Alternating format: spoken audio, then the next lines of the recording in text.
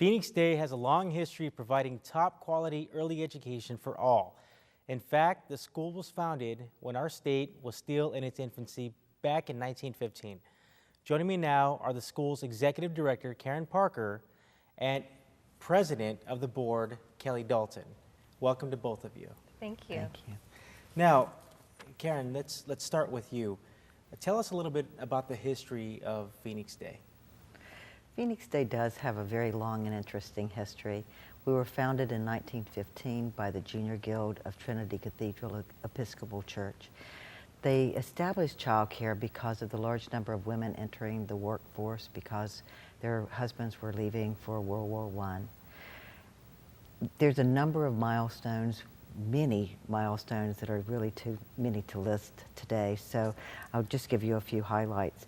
In the 1970s, we actually, because of our diversity, we were chosen by Joan Gantz Cooney to test the curriculum for Sesame Street before she ever aired it.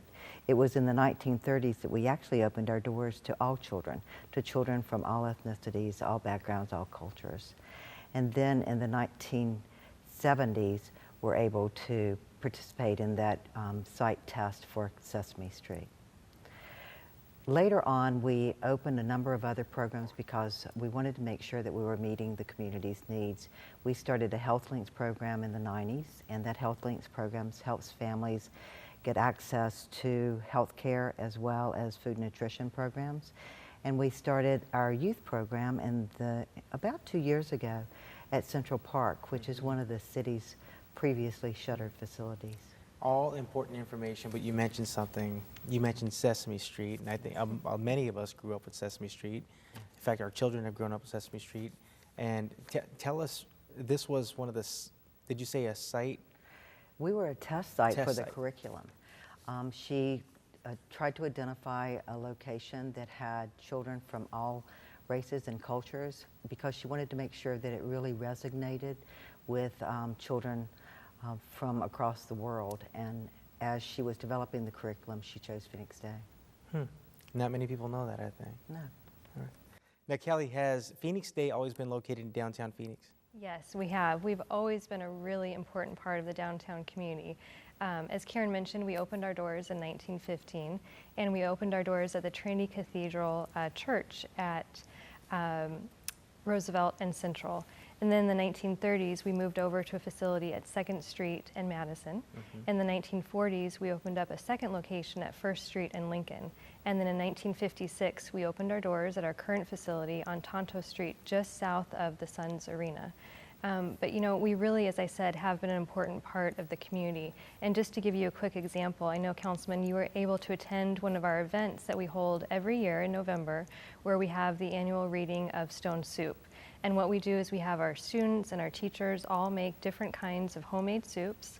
We have a lot of different activities for kids, for families. We had the Arizona Rattlers there one year, and we open up the doors of Central Park and have over 400 people from the community that come to that event. So we're really proud of the tradition that we've had, the legacy that we have in the downtown community.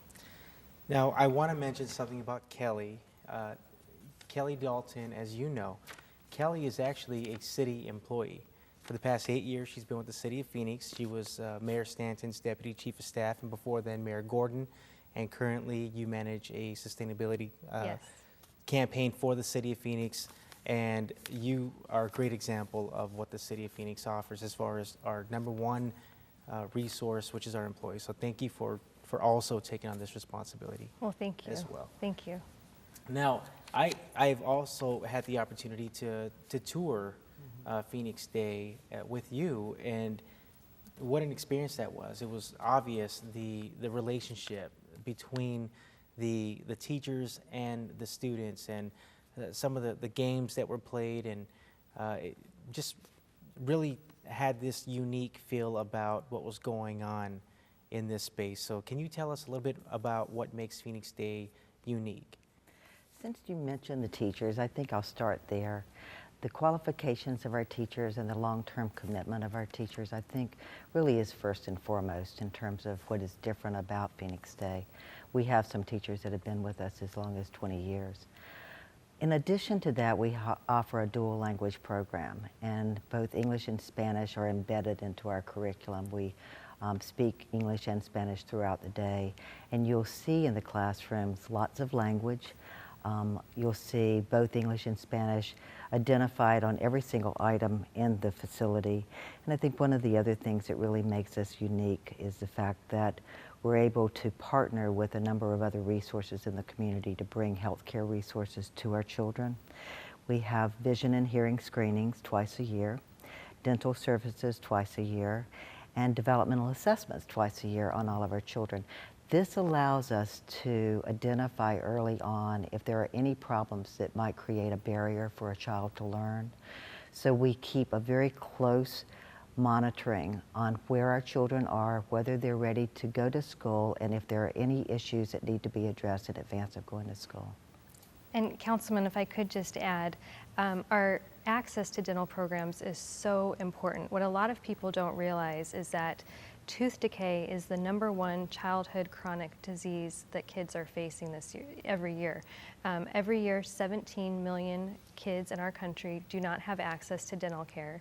And as a result, there are more than 54 million hours of school time that are lost because kids are in too much pain that they cannot go to school. So at Phoenix Day, we're absolutely committed to making sure that our kids are seen by a dentist and that we are getting rid of any potential obstacle that they could be facing to get them back into school. Now, Kelly, let me ask you, as the board president, how do you describe your successes? Well, obviously, there have been a lot of successes over the 100 years that we have been here in Phoenix. I think the best way to look at it is to look at what we've done last year. So, for example, 94% of our 3 to 5-year-olds were either meeting or exceeding the standard for where they needed to be at their age. Additionally, 96% of our 5-year-old children were meeting or exceeding the standards to get into kindergarten. So that is the age group that we're absolutely focused on. We want to make sure that they have all the skills that they need to get off to a right start in school. Very impressive. Anything else you'd like to share with us? Well, Councilman, we did want to just say thank you to you and Mayor Stanton for the efforts that you're taking and leading the city's initiative on Read On. You know, that initiative places such a high importance on making sure that kids are reading by the 3rd grade level, and that's something that Phoenix Day is absolutely committed to. Something that you may not know is that we actually have volunteers from different businesses and corporations that come to Phoenix Day on a weekly basis and just sit and read with our kids. We want to make sure that our kids are excited about reading. If they're excited about reading when they're 3, 4, 5 years old, they're going to be just as excited when they're 8, 9, and 10 years old. So thank you to you and to the mayor for your commitment. No, thank you for your commitment. I really appreciate having you here. Is there a website for Phoenix Day? Yes, it is www.phoenixday.org. phoenixday.org. Check it out. I hope you enjoyed this episode of DTV. Please feel free to call my office, send an email, or visit phoenix.gov/District 5. And you can connect with me on Facebook, Twitter, and YouTube. Take care, stay safe, and thanks for watching DTV.